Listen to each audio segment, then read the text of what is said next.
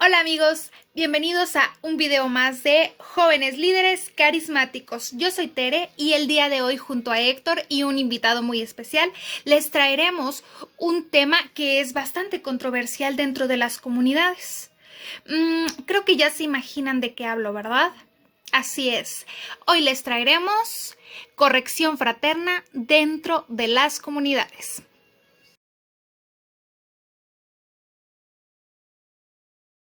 No podemos negar que este es un tema bastante delicado dentro de las comunidades, porque solemos relacionar corrección fraterna con conflicto. Entonces, los conflictos nos asustan, y más como cristianos, ¿no? Que es pura paz y que debemos amar al hermano y que hay que ser misericordiosos como Jesús. Y claro está que sí, pero también es importante esa corrección porque a veces vemos pues que ciertos hermanos no están yendo por el camino correcto o se están desviando de pues lo que nos pide la iglesia o de lo que nos pide Jesús, ¿sale? Entonces, pues es nuestro deber como cristianos poder mostrarles esto, ¿sí? Y como les decía ahorita, como muchas veces lo relacionamos con el conflicto, pues nos asusta y nos lleva a mejor evitarlo, negarlo y hacer como que no pasa nada. Sí, y esto podríamos pensar que nos hace mantener la paz dentro de la comunidad, pero no es así, porque es algo que se debe encarar. Sin embargo, es distinto el mantener la paz a provocar la paz, porque el provocar la paz nos lleva a confrontar, nos lleva a ir hacia el hermano.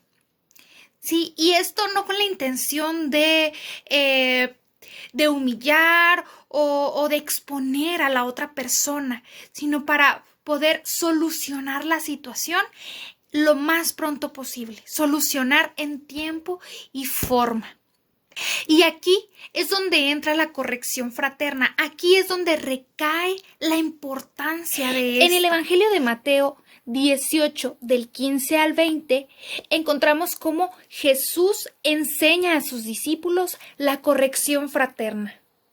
Enseguida, nuestro invitado especial de hoy, Francisco Aguirre, les platicará más sobre el tema. Hola, ¿qué tal, chicos? Buenos días, buenas tardes o buenas noches, dependiendo de la hora a la que nos estén escuchando. Como saben, estamos hablando de la corrección fraterna y hay algunos puntos que me gustaría compartirles. Primero que nada, tenemos que existen dos tipos de corrección fraterna. Una que es por justicia y la otra que es por caridad. La primera, que es por justicia, está adjudicada más que nada a los cargos eclesiales. Esto quiere decir a los sacerdotes, a los diáconos, a los obispos, al papa, y más que nada lo que busca es el bien común. Entonces, si bien la corrección fraterna lo que busca es corregir el error y tratar de remediarlo, los sacerdotes imponen una amonestación y un castigo que ellos consideran pertinentes. Y la otra tipo de corrección fraterna es la de caridad, en donde se adjudica más que nada a nosotros los laicos, en donde nosotros más que nada lo hacemos pues por caridad. Entonces aquí simplemente buscamos corregir con una amonestación o un llamado de atención. Para hacer una corrección fraterna completa o correcta, porque es un acto virtuoso, tenemos que cumplir con ciertos como pasos o objetivos. Entonces, primero que nada, tenemos que recordar que el primer paso para una corrección fraterna es la prudencia. Tenemos que ver esto como a lo mejor un secreto, en donde yo primero voy a hablar con la persona a solas. Después, siempre tenemos que recordar que como bien nos corresponde, es un acto de caridad. Por tanto, tenemos que brindar a la persona con un remedio para el mal que nosotros estamos viendo. Y hay tres preguntitas que a mí me parecen como muy importantes porque siento que las había estado haciendo tiempo atrás y considero que es muy importante conocer esto. Pues primero que nada, la primera pregunta es, ¿debemos corregir al hermano que está en pecado? Y la respuesta es sí. Sí tenemos que corregirlo, solamente que tenemos que recordar que tiene que ser consciente y siempre con humildad. como se trata de un acto virtuoso y por amor, tenemos que tener cuidado de las razones por las que lo estamos cumpliendo. En la Biblia, en Mateo 7:3, nos dice claramente en cómo a lo mejor a veces nosotros podemos señalar el pecado de alguien y no darnos cuenta que nosotros estamos incurriendo en una falla igual o incluso mayor de la que a la otra persona.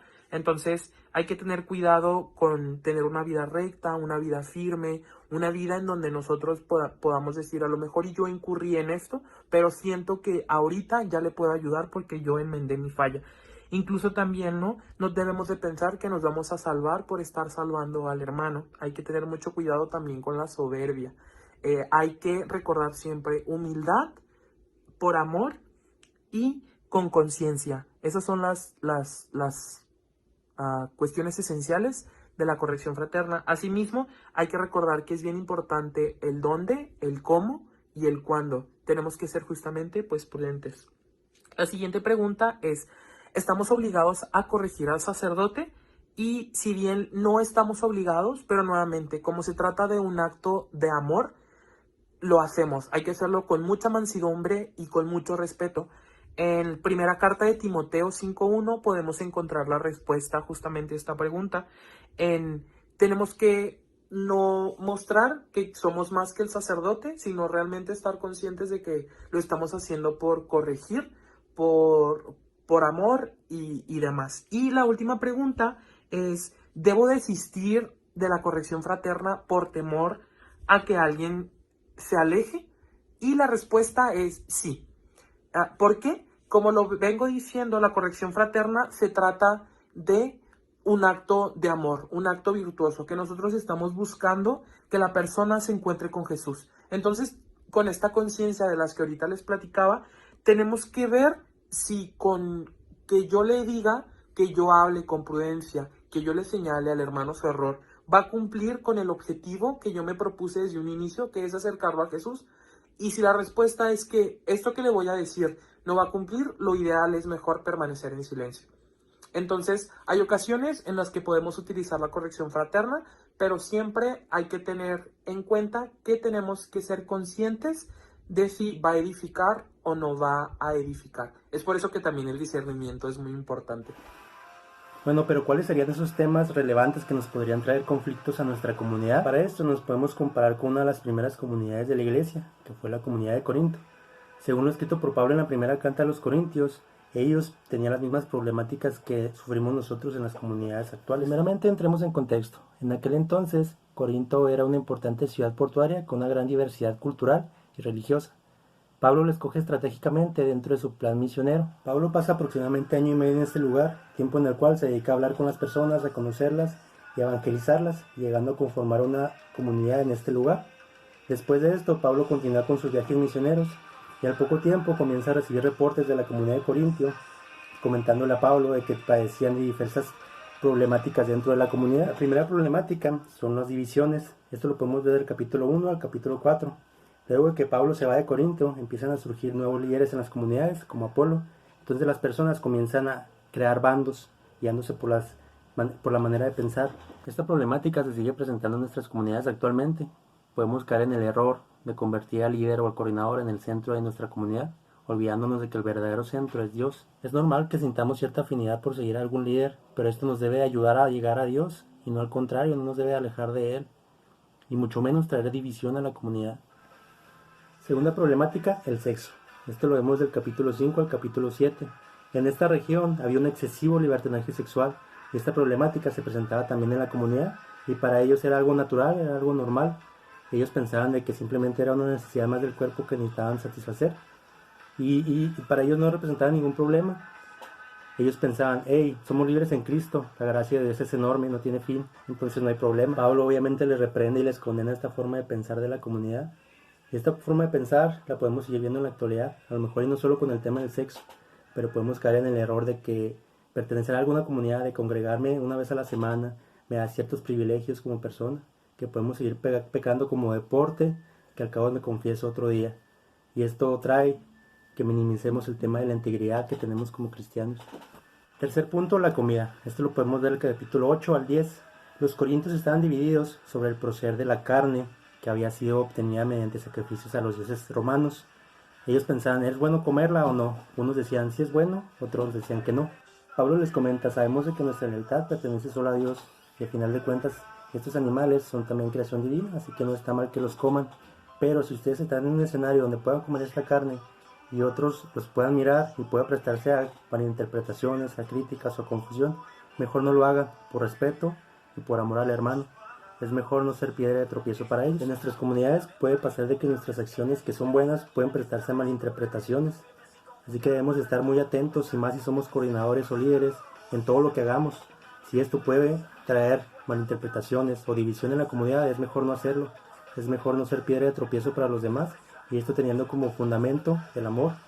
El amor nos llevará a negarnos a nosotros mismos, viendo por el bien de los demás. Otra problemática, las reuniones de comunidad. Esto lo vemos del capítulo 11 al capítulo 14.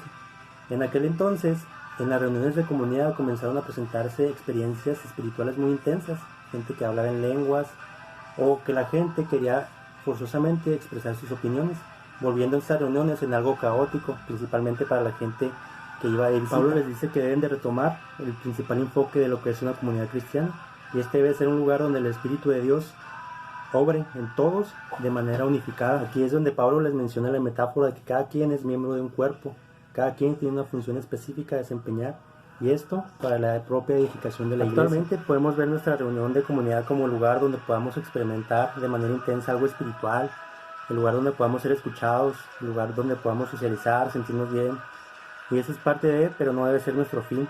El fin de una comunidad cristiana debe ser el buscar edificarnos unos a los otros, el buscar el servir a Dios y el buscar tener una relación con Él. El no verlo de esta forma nos puede llevar a perdernos del verdadero enfoque, y eso puede traer conflictos a nuestra comunidad. Quinta problemática, la resurrección. Esto lo vemos en el capítulo 15. Había personas en esta comunidad que decían que la resurrección no existía, que simplemente el creer en eso era algo ridículo, totalmente una herejía lo que decían estas personas. Pablo les hace ver de que la resurrección es parte fundamental de nuestras creencias. Nosotros creemos en la resurrección por los testigos oculares que vieron a Jesucristo resucitado. Sin resurrección, vana sería nuestra fe. Esta es la promesa de esperanza para todo el mundo, que hay vida más allá de la muerte. Este debe ser el fundamento y la motivación de todas nuestras comunidades cristianas. No ver a la comunidad como un lugar donde yo pueda llegar a protagonizar o donde pueda encontrar un refugio. El distorsionar el enfoque de una comunidad nos puede traer conflictos, como se los trajo a la comunidad de Corinto. Y no perder el enfoque, no distorsionarnos. Por ejemplo, si yo necesito sacar más cuadritos como este, bueno, pues tomo este de muestra y en base a las medidas de este, corto el siguiente. Todavía teniendo mi muestra, corto el siguiente y así sucesivamente. Al final me voy a dar cuenta de que todos los cuadritos que yo corté siguen manteniendo el mismo tamaño, siguen siendo iguales a la muestra. Pero a veces nosotros lo hacemos de la otra forma. Tenemos nuestra muestra y en base a esta muestra cortamos el primero. Y luego nos olvidamos de la muestra y ahora tomamos este como muestra y cortamos el segundo. Nos olvidamos nuevamente del que teníamos como muestra y tomamos a este, cortamos el tercero. Y después del tercero, cortamos el cuarto. Al final nos vamos a dar cuenta de que el último cuadrito ya es totalmente diferente en dimensiones a la muestra original. Esto mismo pasa en nuestras comunidades. Nos olvidamos del modelo original de una comunidad cristiana y vamos tomando otros modelos. Y al final de cuentas terminamos con una comunidad llena de conflictos, dividida y con un enfoque totalmente diferente. Bueno, y pensemos cómo está nuestra comunidad actualmente. Se presentan situaciones problemáticas como las que vimos. Hay división, hay conflictos. Si es así, probablemente hemos perdido el enfoque y debemos hacer algo inmediatamente para retomar las bases. Y aplicar las correcciones fraternas cuando sea necesario, haciéndolo de la forma correcta, así como nos lo mencionaba Panchito, cuidando y siendo prudentes en el cómo, en el cuándo y en el dónde aplicarlas. También estando conscientes de que necesitamos mucha humildad, mucho amor, y estando conscientes también de que a veces nosotros somos los que necesitamos esa corrección fraterna. Nadie es perfecto, lo importante aquí es que aprendamos y corrijamos todos en comunidad.